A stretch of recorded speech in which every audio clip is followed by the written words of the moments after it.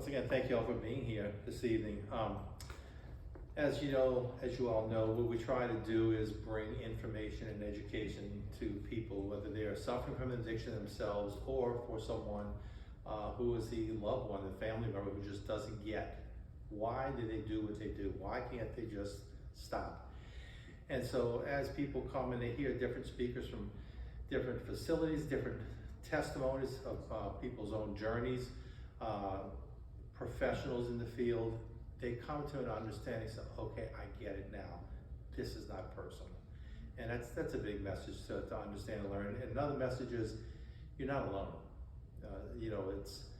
I say this many times, when I first began this 13 years ago, I asked if I could preach all the masses in church, and our pastor said it was fine. And I asked at that time, how many people here, by a show of hands, have either been afflicted with an addiction or affected by somebody else's addiction? I said, you can't lie, you're in church. And as I looked out, I'm looking at probably 80 to 85% of the people with their hands. Some of the hands are just like here, others like flagging me down. And I said, look around. You're not alone. We're all going through something. We can be here to support each other. So that's when I began that in May of 2011. And since then, we've been having a plethora of a spectrum of different speakers come, giving their personal testimonies as well as their professional resources that they offer as well. So tonight we'd like to invite Avenues, who formerly was Arno, Addiction Recovery Resources of New Orleans. It's called Avenues now. And they're more than just local based, they're further than that. Interestingly enough, when I talked to Courtney, who is our introduction speaker tonight, who's the outreach coordinator for Avenues, I talked to her the other day, and I said, let me get a little video to put on our Facebook page so people kind of click and get a little more information, and hopefully they would be interested in coming, from seeing that.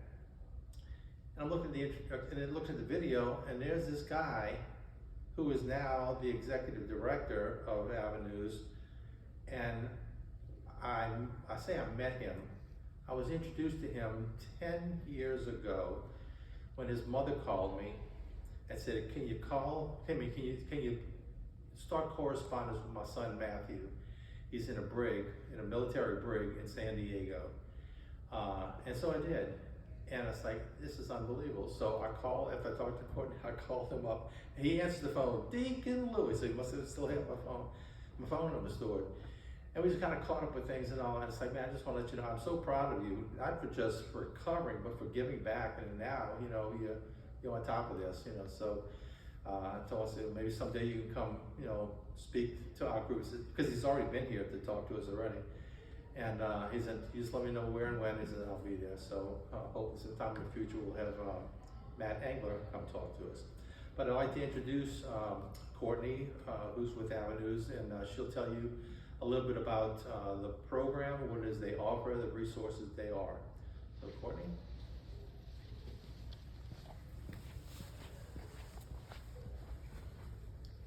Well, hello, you guys. Thank y'all for having me tonight. I'm now a coordinator with Avenues Recovery Centers, and I actually started coming to the meetings right when I first started with Avenues Recovery Centers, and I think I attended a lot that first year, just kind of like really immersing myself, and I really found peace of mind in getting together with a group of people, of like-minded individuals from all different walks of life, to really kind of discuss like their stories and treatment options in the community. Because for me and my family, I know when push comes to shove and you need something and you need it now, it's hard to remember picking up that brochure that you had last week, or that person who spoke at the last meeting. You need a person. You need someone to reach out to that's going to be able to help you there in that moment. And that's actually something I've been doing probably for about the last 14 years, not specifically in addiction, but in mental health. So coming to the meetings and kind of like really immersing myself and finding like-minded individuals on this side of the lake was really, it was really friendly. So I'd like to thank all of you guys for kind of being there and a support in the community, regardless of where you're coming from throughout your life and where your journey's brought you. I luckily found Avenues about 4 years ago. I started working as our outreach coordinator, and we were a treatment center based out of Metairie and New Orleans with roughly about 100 beds. We did residential treatment, and we offered a little bit of a PHP option at our Metairie campus. And slowly we grew into what we are today. Currently we are we are located in Covington and in Metairie, and we have about 150 beds, which is fantastic to say that we can offer that line of service for 150 people in the southeast region of Louisiana. It's something that I'm very proud of, because I know everybody that works with Avenues has worked really, really hard to provide such a high level of care for everybody in the community. And with that, we're still growing. We have Mickey with us tonight, who's going to give a little bit of a story on himself and where he's been through his journey. But also he's our outreach coordinator for our new Baton Rouge facility that we're going to be opening up in hopefully about a month or so. So I'm looking forward to just offering that line of service. So I'll kind of bring it back to the basics of like what residential treatment is. We offer at all 3 of our campuses, and as well as along the eastern shores in Colorado. We have several different treatment centers. But the ones that are most important to us sitting here today are the ones that are embedded in our local community. We have, we offer 30-day residential treatment, which kind of varies. 30 days is kind of like a harsh deadline to say, like, you have 30 days for residential treatment, because it doesn't always work out that way. Everybody's case is a little bit different. Everybody comes in with different dynamics. So somewhere in the ballpark of 30 to 45 days, we offer residential care for individuals suffering with substance use or alcohol addiction. From that step, we offer PHP options for individuals that qualify for that program. And from there, we just started doing our own in-house IOP as well. So it's all-inclusive care for folks that are kind of struggling, because we know that 30 days in residential treatment, 45 days in res is just a drop in the bucket, especially when they've been using for 30 or 40 years or 10 years or whatever that is. It's nothing in comparison to their use. So we wanted to instill treatment and long-term treatment for folks in the community, and we've successfully done so. I'm very proud. One of the things that I often have people reflect on is our alumni program at Avenues, because that is a prime example of the success of our treatment centers, is that program itself. Everybody that goes through our program graduates and can participate in our alumni program, and that is outside of the clinical setting. It is just as we are tonight, getting together, talking, having their meetings, celebrating their wins, and connecting with individuals that have also gone through treatment. They get together every week, and they really, I mean, our Sober Girl speaks the testament to the things that they're giving back to the community. And it's just an overpour of just like our clients wanting to give back, because they were given so much of an opportunity that they give back. I mean, that's what I'm here sitting in front of you today for, So if you guys get a chance, please, I'm sure there's a YouTube video or a Facebook thing. Please go check out the Sober Girl that they put together. It is really remarkable and deserves the praise or the like, or however this, the acknowledgements are these days. I'm trying to think of what else I should cover. I guess more or less, like, I think the most important thing I would like you guys to take away today from Avenues is just to know that we're here. We're in the community. We want to help. We want to be a resource, not just a treatment center. I don't want to leave here today and just be known as the rep with Avenues to you guys. My name is Courtney Brown. I'm in a family of generational mental health and substance use. I myself suffer with anxiety and depression, and I gratefully did not get introduced to a lot of things that my siblings and other family members did, so I was blessed about that. But I understand the importance of like having someone available when the time is needed, and I just would hope that you guys know that I'm available. My business cards are on the back. You can always reach out to our missions lines. All of our missions individuals have my cell phone available, regardless if it's something that Avenues can help you with or not. I'm here to help. If it's navigating something to get someone into treatment, it's something that I can't help with. I'm sure I know somebody who knows somebody, and we're gonna help get them to where they need to be. And I think for me, like, that's what I would like to embody tonight, is just kind of being here for you guys, and you know, human. You know, I'm just human, and I'm here to help, and I want to help. So tonight I brought with me not just myself. I brought Mickey Randazzo.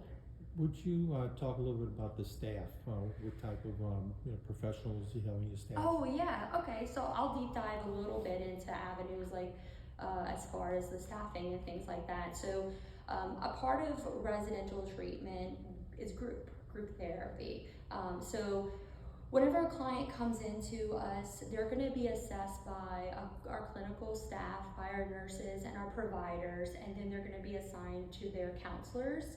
And I think that probably the counselors hold the biggest spot in my heart, because they're the ones that are holding the hands with our clients through their journey while they're inpatient with us and transitioning through our levels of care. So while our clients go through our missions process, get assigned to their counselors, and then go throughout their groups, they're able to kind of really address like specific needs, more than just like general like 12-step or whatever the specific groups that they're wanting. They're like any kind of trauma related issues, one-on-one, family dynamics, things that a lot of us know may trigger someone for relapse. They really hone in on the person that's here, and not really kind of like, okay, well, here's your next meeting, go on, move along, like skitter down. Everybody is very personable, and I think that's reflected into our community all around. I think you can't walk in the door and not be greeted with a friendly face that's excited to see you at the center, and that just speaks to our providers as well. We have psychiatrists on staff to assist individuals that may have dual diagnosis, which means someone that's coming in for addiction, but may also be suffering from anxiety or depression or something else that's underlying that may be not helping their addiction or triggering it, or just something that just needs to be stabilized so that we can focus on the addiction itself. So we offer dual diagnosis treatment as well. One of our biggest programs at Avenues or biggest to me in my heart, is our veterans program. I've been working with veterans for a long time, and I was super excited and proud that Avenues was offering vet services when we opened up our Covington campus. So we actually have a specific program, a specific counselor, a specific plan for our vets that come through, as well as they transition through the residential portion of treatment into our PHP program, and then into IOP as well. And then outside of that, generally speaking, we'll help just about anybody. If someone's willing to come into treatment and they're willing to seek help, just give me a call. We accept admissions 24/7.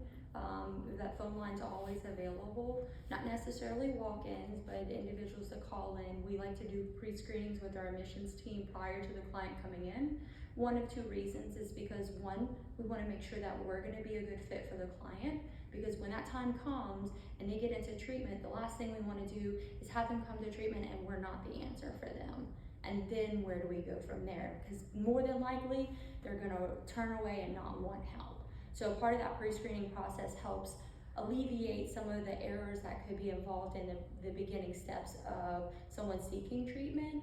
And then also, we want to make sure that they're going to be a good fit for us, that when they come into the program, they're going to jive well with the programs that we're offering. So that pre-screening process is pretty important, and it's pretty easy actually. It's just a matter of them calling in, saying, hi, my name's Courtney Brown and I want help, and this is what's going on.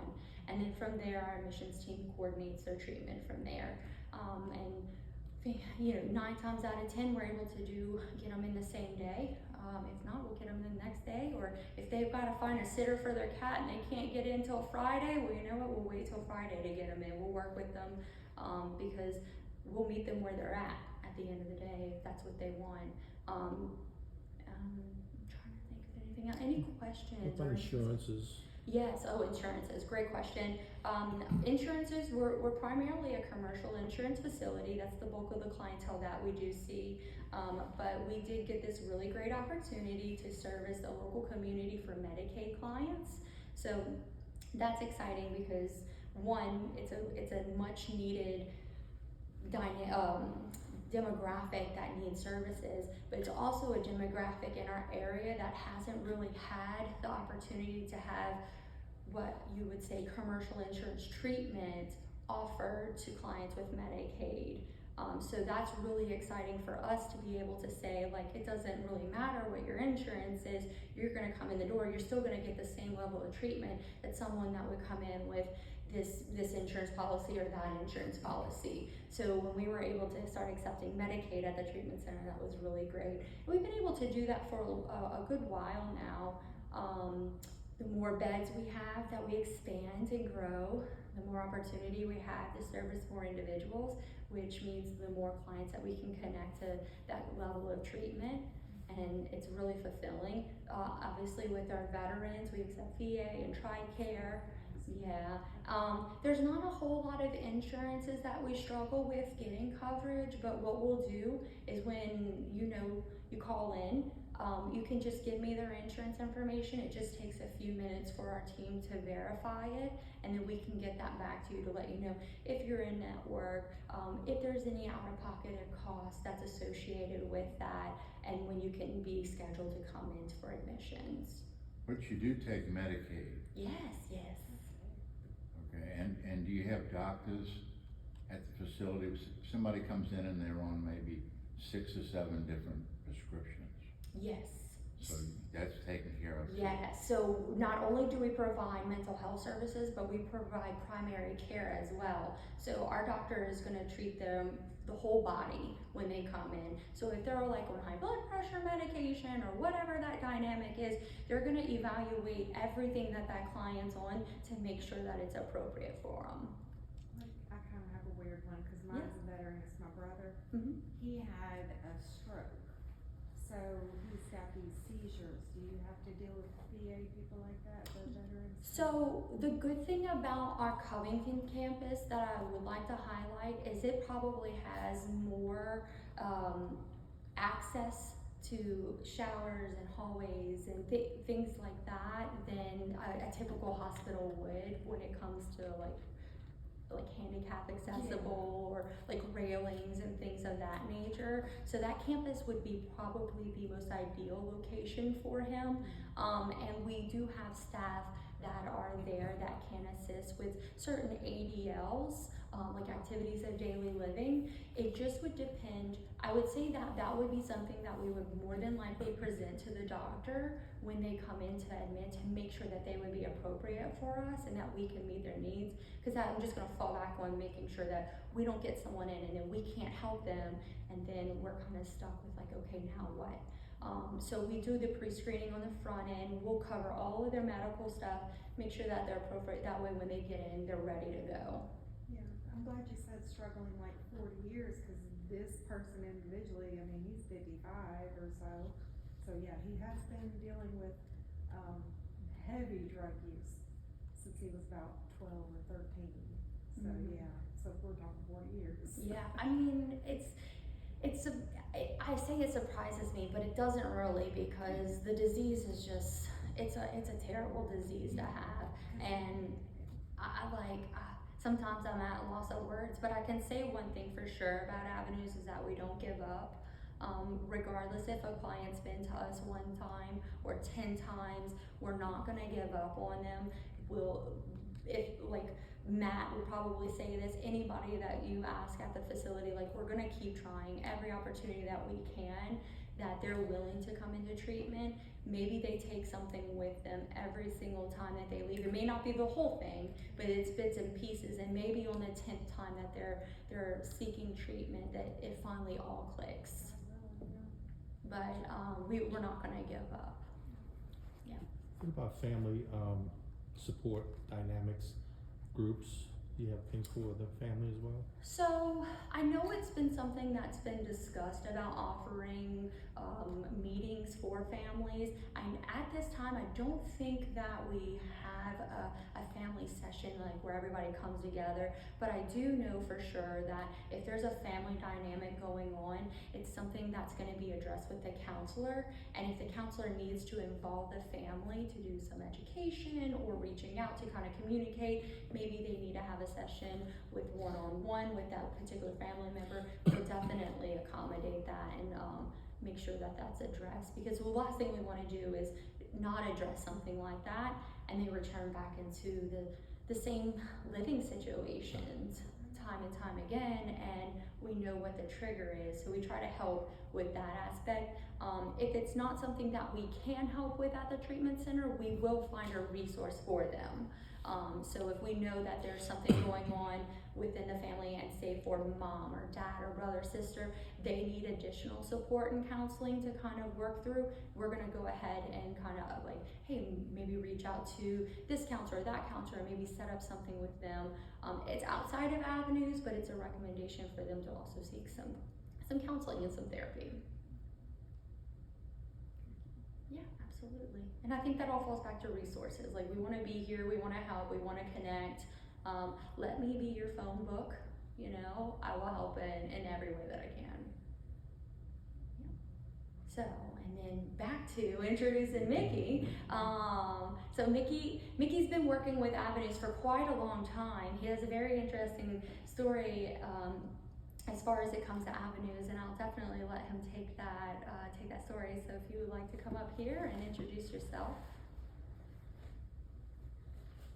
And there's, you know, you can't be shy or mess up in front of the camera. Alright. Whoops. Tall, that's all. There we go. I think that works. I appreciate the questions too. So like, I mean, like at the end of the day, this being here is more for y'all than it ever is gonna be for me. If like a question pops up, please interrupt.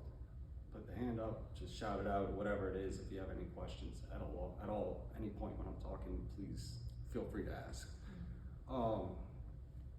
So with that, yeah, my name is Mickey Randazzo. My sobriety date is November 19 of 2018. You know, I suffer with alcohol and addiction for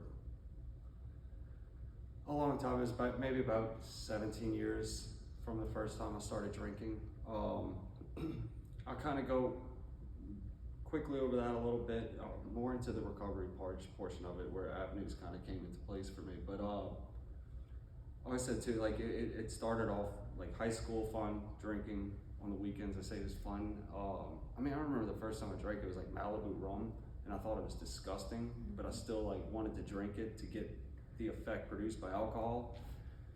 And so like, I think that's actually kind of a really interesting starting point for me. Like the first time I drank, I'm willing to drink something that I don't like the taste of, I don't like the smell of, to get an effect that I want, right? And so like it progressed from there over the years. Like, what am I willing to do to myself? What am I willing to do others, whether I want to or not, to get that effect? And it, like I said, it progressed over the years with that. If one's good, two's better. If two is good, 2 plus that's gonna be better. And that's what it became. The Big Book, I remember a 12-step program as well. And the Big Book kind of discusses, I hate to use it like this, but then when they talk of the spiritual experience, they talk about like the ideas, attitudes, and emotions are suddenly cast to one side and a completely, oh yeah, thank you. A little too tall for it. There we go. All right. But they're like cast to one side and a completely new set of conceptions and motives begin to dominate somebody. And I would say like that is that is the most accurate way to describe what happened when I was introduced to drugs and alcohol. My ideas of what it was to be a good son was cast aside. My attitudes toward what I thought was fun, cast aside. My emotions towards anybody in my life changed. Everything shifted into how to get this into my life and how to keep it here.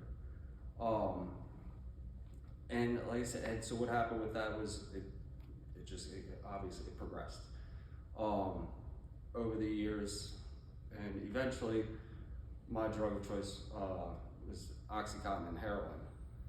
And I remember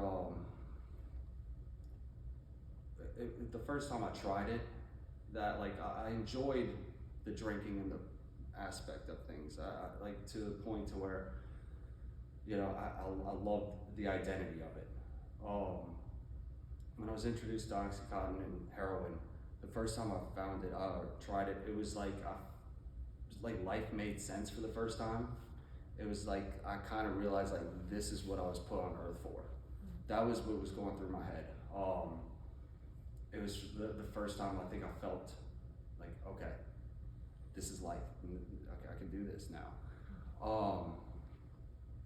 And obviously with that came a lot of problems. Family dynamic problems. You know, I went to Catholic school, you know, I came from a good family. So everybody, and I always felt like the black sheep too, good reason. But, you know, everybody's always asking what's wrong.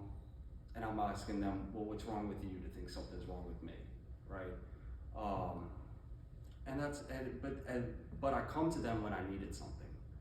That was the only time I was ever a good son, was when I needed something from a mom to help support my habit. The only time I was a good son to my father was when I needed something from him to help support my habit. I was not a good brother unless my sister had something for me that could help support my habit. And it was the same thing with employers as well. I was only good at my job because it helped support my habit. As soon as one of those things, those factors was taken out, I had no longer used to keep it in my life.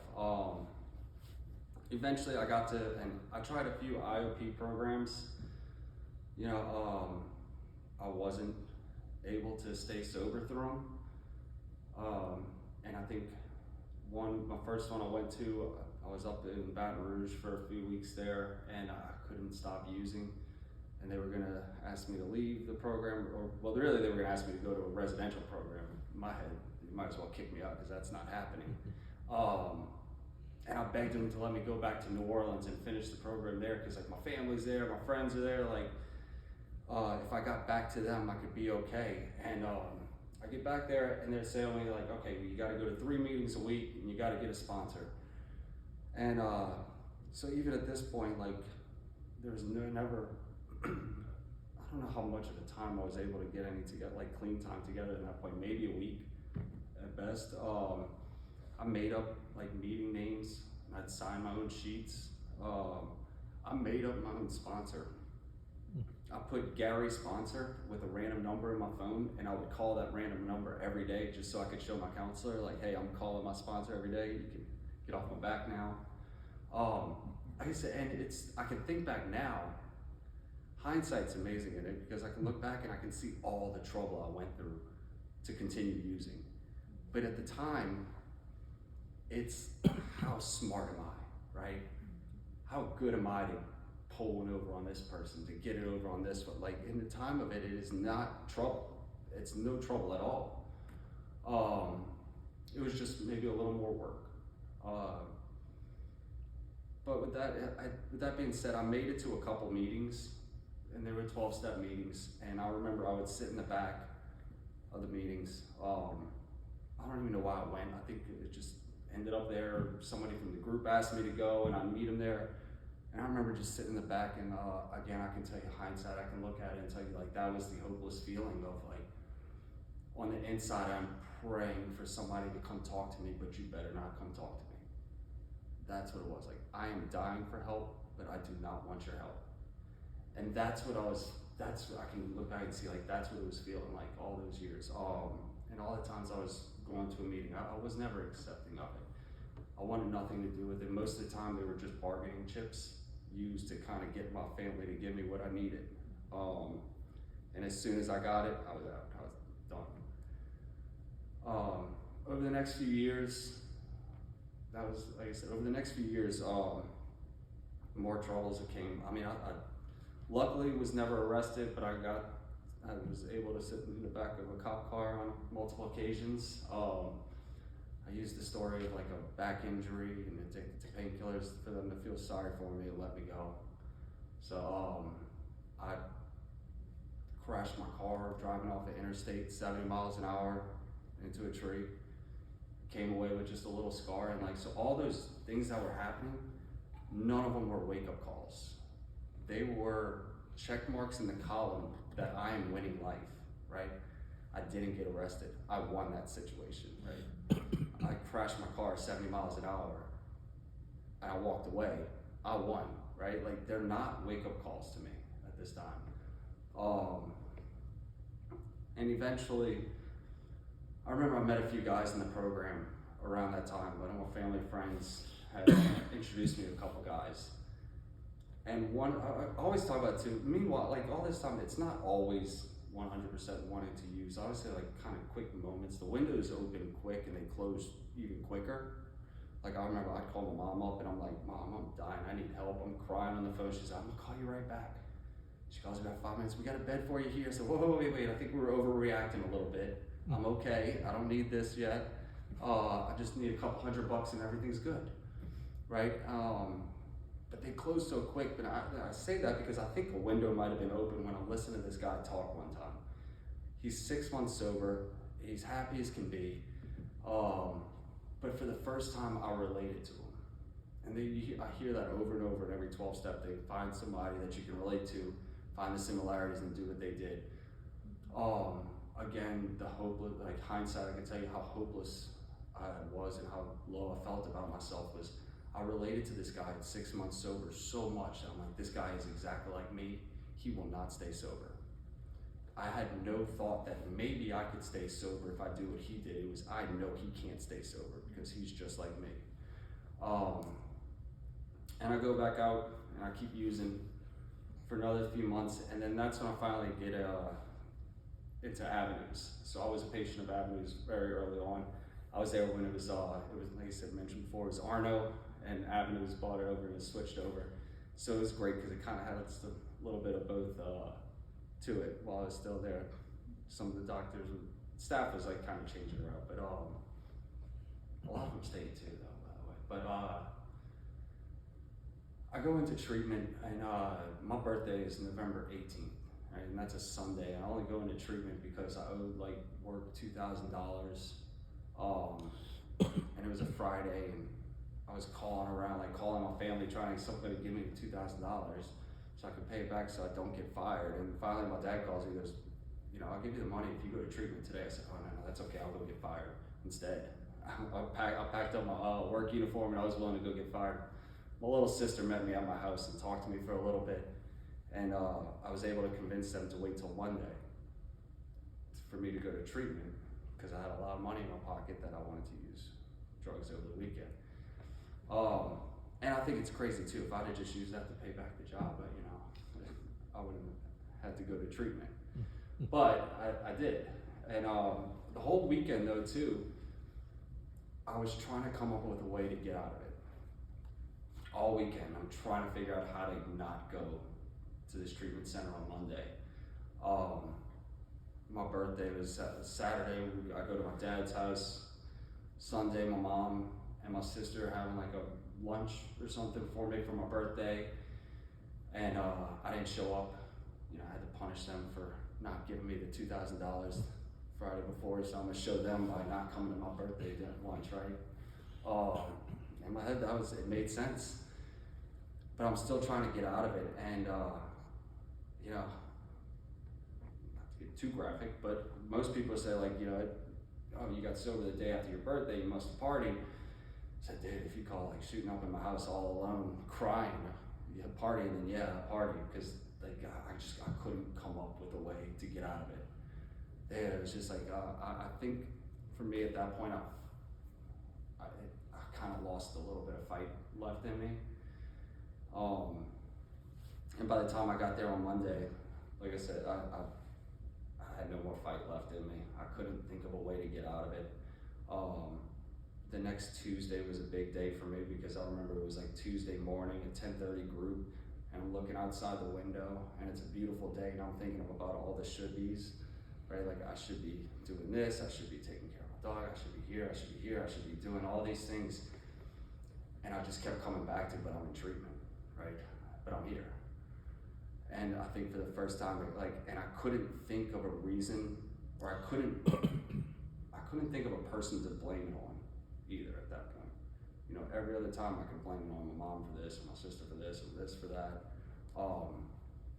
For the first time I had all these should-bes, and I couldn't blame it on anybody else. And that was a big one, because I had to look at myself on it. And then that same night too, that Tuesday, like I said, November 20th, I remember they took us to a 12-step meeting, and it was this guy sitting in a chair. There was 4 chairs in front and like 1 to the right. And it was the guy that I had met previously that year that was 6 months sober, that I knew wouldn't stay sober. And the way he sat in a chair, I knew he had been sober the whole time. I don't know how I could tell you that, but it was just like watching him, you could tell like he wasn't carrying the weight of the world on his shoulders. And so the first time I was like, that's kind of what I wanted. I didn't want to be sober, I just didn't want to carry that weight anymore, to be honest. And so I asked that man to sponsor me, and told me to call him every day, and he would come read this book with me on the weekends. And so that's what I did. And it wasn't because I wanted to get sober at the time either. I called him every day because I was too scared to not to. I was too much. I went to every group, I did all the things I was supposed to because I was too scared to not to. So what happened was, like at that point in treatment, you take away the drugs, and I have yet to find a higher power. I'm a hollow shell of myself that's like scared of my own shadow. I'm fearful of everything. I can't face anybody. I would have left treatment if I knew I could have, but I was too scared to ask. So that's why I didn't leave. By the time I found out that you can, like I thought like AMA was something like LOL. Like I didn't know you could do it, right? By the time I found out that I could, I realized like I was gonna have to go to the clinical director and tell her like I want my phone so I could leave. And I knew she would look at me and be like, oh sweetheart, why would you wanna go? And I knew I'd lose that battle and walk back to my apartment with my tail tucked between my legs, hating myself more for not being able to stand up for myself. So I didn't even like go ask her. I lost the battle in my head before I even had it. So like I didn't leave for those reasons. And luckily, that man that came to meet me every week when we were reading that book, and we start to relate to the things in it, and he starts showing me the stuff in the book, you know, it talks about that we drink like essentially because we like the effect produced by alcohol. I'm like, yeah, right? After a time, we can't differentiate the true from the false. It seems like the alcoholic life is the only normal one. Like he explains those things to me. I've heard of that stuff before, but I'm like, it just probably been told to me over and over and over, but I don't know why, but when that one man said it, it was like, oh, okay, yeah, now that makes sense, right? It goes on into like, you're restless, irritable, and discontented unless we can then again experience a sense of ease and comfort that comes at once by taking a few drinks, right? Like, and I always picture, he did it for me there, and I picture it every time I think of that line, it's like that, okay, now I can, you know, go to work. Now I can call my sister. Now I can fill in the blank. And that's what I realized that it was, that alcoholic disease was a dis-ease that was inside of me, that I didn't know how to like comfort. And I reached out to anything I could to find that comfort, and that drugs did that. I ended up doing 93 days in treatment at Avenues. I still have my notebook from Avenues so I can read it, and I can see all the groups and stuff that I did in it. And it's cool to read that too, because it kind of reminds me of what it was like and like what I was going through. And it's really like a different person wrote it too, which is the coolest part about it. But like the other thing that I think I remember the most from it was I was late for one group. Out of 93 days, I was late for one group. 93 days I was in there, I waited in line to call my sponsor every day. You know, I did everything that I was supposed to, and I didn't realize it, but it was at the time, like that was the beginning of like me building what became like accountability and responsibility. The things needed, the principles that I try to live by, that allows me to maintain a sober life today. but that was the basis of it, right? Too, the love and the compassion that the counselors were showing me, that the clinical director showed me. It was just something that I never experienced before. I don't know how to put that feeling in words, that while I was there, 93 days, now it flies by like that for the most part, but it felt like a lifetime while I was in there. And every experience was like experiencing it again for the first time. They talked about, I remember hearing it over and over when they say like, oh, when you use drugs, that's when your brain stops developing. And I remember thinking, well, like, that's not true. I'm a 30-year-old man. I'm a man. Like I'm fully developed. And like, dude, I didn't know how to deal with like a girlfriend breaking up with me. I had to call my sponsor to figure out how to shop for a grocery list, like how to do things correctly these days. And I'm like, maybe like there's some truth to that. Like, so like I got to experience, I gave myself enough time to experience those things. And then the craziest part was like through like sponsorship and the 12-step program, it gave me a support group to get through it. And I've always said, I love that about it, right? What Avenues does, they brought in all the 12-step, there's 12-step stuff going on every day, whether there's a meeting at night or a book study during the day or both. It allowed me to meet people, right? And that's what I needed. I remember there was one group, one later on when we all got our cell phones back and everything, the clinical director was talking to us about like social media, how like we had to stay off of it, this and that. Like everybody's getting too into it. She goes, except for you, Mickey, you need to kind of get out from under that rock you've been living under for so long. She's kind of right. Like I hid from the world. I was fortunate enough to be able to go back to my family and to be able to go back to my friends. I see a lot of times over and over people that their friends are the ones they use with, the friends are the ones they do this with, even the family can be sometimes the ones that they use with. I was fortunate enough in a way, I say that, I pushed them away over the years. I pushed them, everybody that was good for me out of my life. And so it gave me the chance to start going back to them to, make the amends, do those things and reintroduce them into my life, but not just in a way that they're in my life, but in a way that I can learn to be helpful in theirs. That I can start like figuring out like kind of what to bring to their table of life instead of what I can take from theirs, right? So how do I start adding to their life now? And like, and that's what it's been like over the last, again, so 5 years of it now. My mom absolutely over the moon by it, right?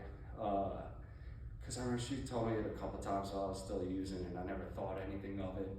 But I don't know, maybe about a year ago, she told it to me again, and it like really hit home this time. But she said for 3 years, she goes, Mickey, for 3 years I prayed like, God, take him quickly or give him back. It's something I didn't realize I was doing it to her. Like when she told me that she prayed that one time, I was like, I think you're overreacting a little, right? When I was using, that was my answer for it. When I got a little sobriety and some 12-step, or like get the steps under me, I can kind of understand the weight of it. I understood the weight of that a lot more. I've always been big on, like, I love the families, right, dynamic of it. I think it might be one of the most important things that probably helped me get sober and stay sober. And not so much that they were there for me, so to speak, is that they kind of allowed me to try to show up for them. Right? I say that of, I'm still like 6 months sober, and like I go to my dad's house and he'd hide his wallet, right? And I'd be like, why you hide? Like I call my sponsor and I'm like, well, it's great, except he's hiding his wallet. What does he think I am with it? He's like, well, how many times did you steal from him, right? And like, but the program it gives me that second to be able to step back and be like, okay, yeah, I probably did steal from his wallet a lot. So like, okay, he's, what do they say? We teach people how to treat us. And like, as hard as that was like kind of my motive for the first year of sobriety. Like I taught people how to treat me. So like when they're wary around me, like I taught it. So like, but what it did was like, it gave me a way to try to change the dynamic of it. It gave me a blueprint. I didn't understand what God's will was for me. I learned that through the steps. I couldn't understand it, but I knew what it wasn't. right? I knew His will was not for me, right? And so all those experiences that I'm going through, that's kind of the baseline. Okay, all right, well, let's not do that, and let's start working our way into a different direction. And you know, I keep people close to me to find out if I'm kind of drifting a little too far right or left now, right? Like I got a good group of guys around me that I surround myself with, and they help me out constantly. I love learning about this stuff. I do. I say all this too, and like, but the coolest part was, I'm bringing the Avenues at about 1 year sober, I got a job at Avenues, same treatment center that I went to as a behavioral health technician, kind of like a resident manager. And it was cool, right? Like actually I worked at Smoothie King for the first year of sobriety, so I was super excited to make anything more than $8.50 an hour. But it was really cool to kind of go back and start working with like, you know, the treatment center that helped me out, that I got to go to. And I enjoyed it. I enjoyed working there, and I enjoyed the people that I was with, and so much so that I was able to grow with the company. You know, after about a year or so, I was the supervisor, the BHT supervisor. You know, about 6 months after that, when they closed the one in the east and we moved to Metairie and opened Covington, I was operations manager for the one in Metairie, right? So, big old jump from where I started, right? I went from, you know, being a patient there to, you know, operations manager there. And I loved it. I loved the people I worked with. So much so that when they offered me the job for the outreach position, I turned it down. It was a year ago that I turned it down. I said, and thank you. Like, I love my life. And I had an idea of what I thought marketing outreach was. I had my idea in my head, right? Like, what do they call it? I don't remember. Basically, I made a judgment before I even knew anything about it. And I said, no, thank you. And they come back again sometime later, and I said, no, I'm still not ready yet. I don't think that's for me. And then this past December, with the Baton Rouge opening, they asked me to do the outreach, and even at this point, my no wasn't, you know, I don't want to do it. My no was, you know, I'm not qualified for it. Because that is still something I struggle with today, right? The second step, we came to believe that a power greater than ourselves can restore us to sanity. I love that. That's been like the theme. I've had kind of like themes for like my life, like a year at a time. That one's been the one for like the last year. And I like to think of it as like, you know, I came to believe that like a power greater than myself can restore me to sanity. Like there is something more for me than what I can imagine, right? That there is something different out there from what I can picture. And that there is something greater out there, right? So, like I said, with that being said, like I didn't think I was qualified for it. But I talked with the guys and they said, man, who knows Avenues better than you? You were a patient, and then you started at the bottom, worked your way up, and you know the treatment center, you know the ins and out of it, like you're helping people, and I love him. He said like helping people on like that kind of scale of treatment. He's like, now you get a chance to go help people on a macro scale. And I was like, okay. So I made the switch. It was a little tough because I still, like I said, I love the clinical director in Metairie was one of my counselors, was one of the counselors while I was in treatment. Love her. So like, it was a little tough to be friends like that, but I still see him a lot now. It's been super interesting in the last couple of months, kind of learning things on a whole different level. It's crazy. I don't know. I love it. It's one of those things, like I never realized like how small life is until you get a chance to step back from it.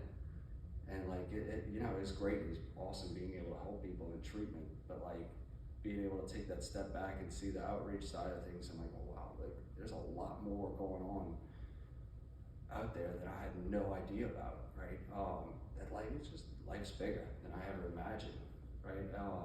And I love opportunities to get that feeling that there's like bigger things in place than, you know, my imagination, even though I think it's the biggest and best ideas going on. But yeah, that's kind of pretty much my story. I think that's a good bit of time, maybe too much if it was, I'm sorry. Oh, we're good. I don't know if anybody's got any questions. If not, I can Was finish up. that, Yes. when you went to Avenue, was that the first rehab you'd been in? It was the first residential treatment center. I That's was the in. first time you'd been basically committed, Yes. and that was the only time. Correct. Pretty incredible, man, Yeah, I got lucky. you know, I know. it's pretty incredible, Yeah.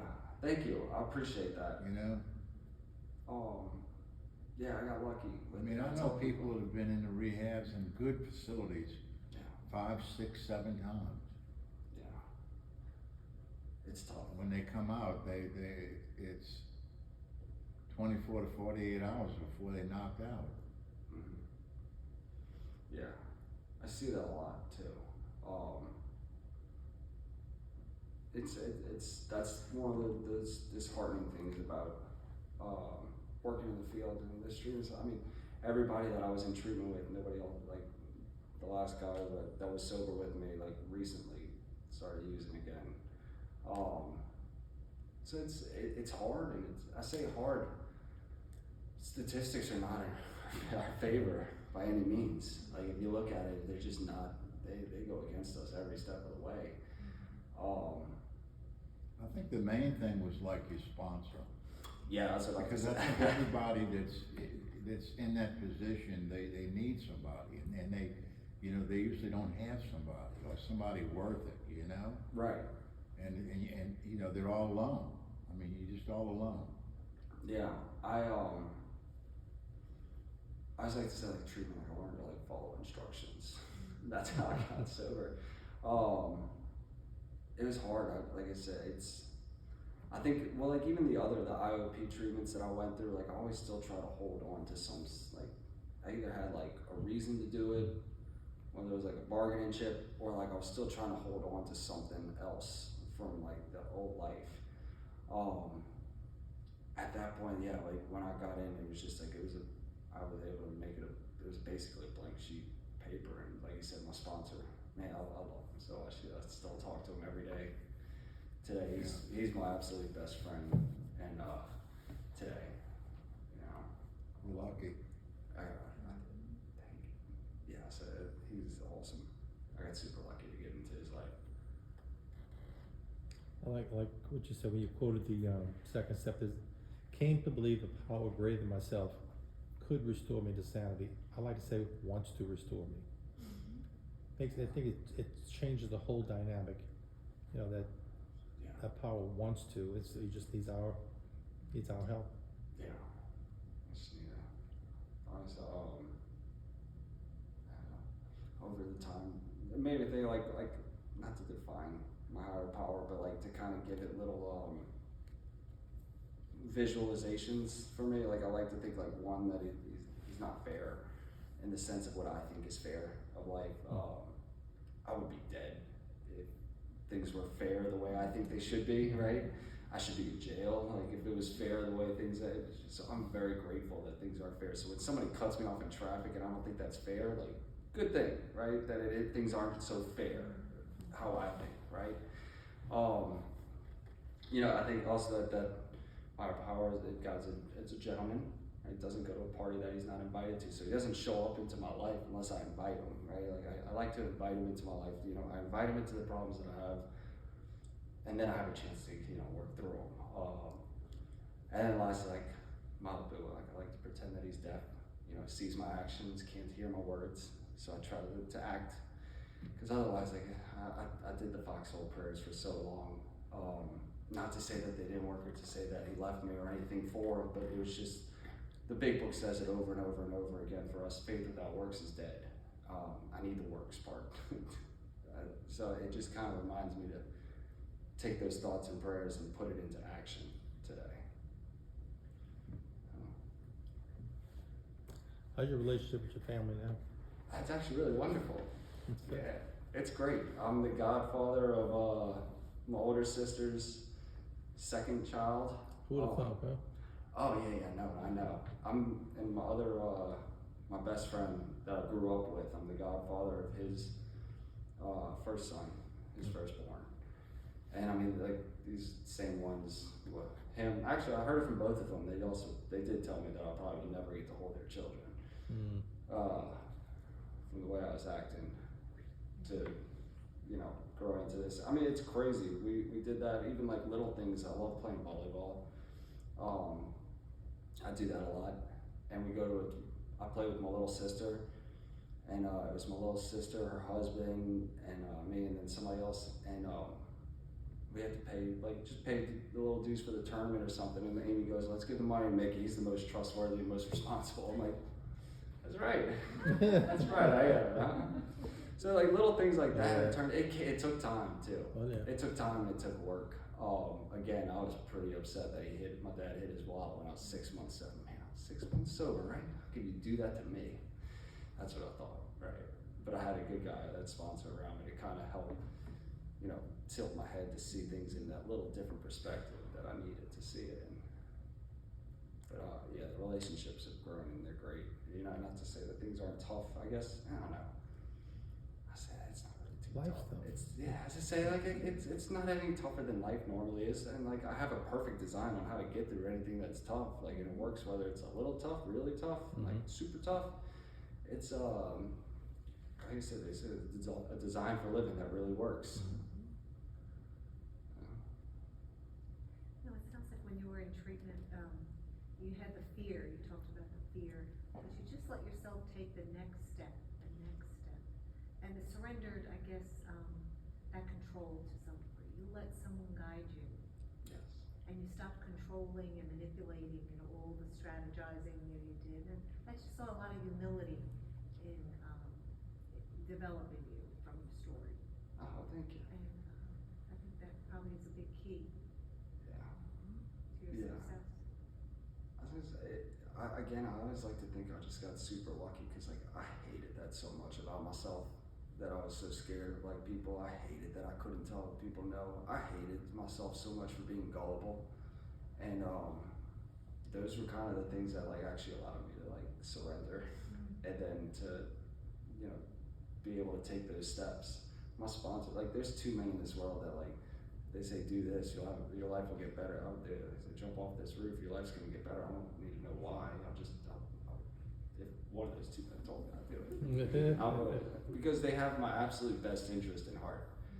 I know they don't lead me through the steps. They lead me in the right direction.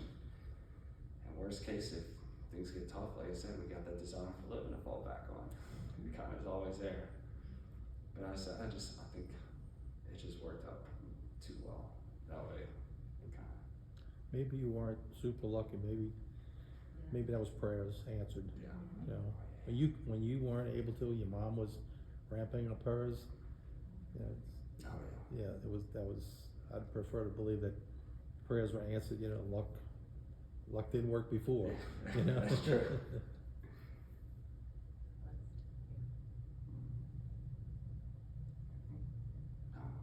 Thank y'all so much for letting me be of service. Thank you, Mickey. I appreciate y'all taking the time too to hear it. I don't know how great it was. We appreciate you. Yeah, appreciate that.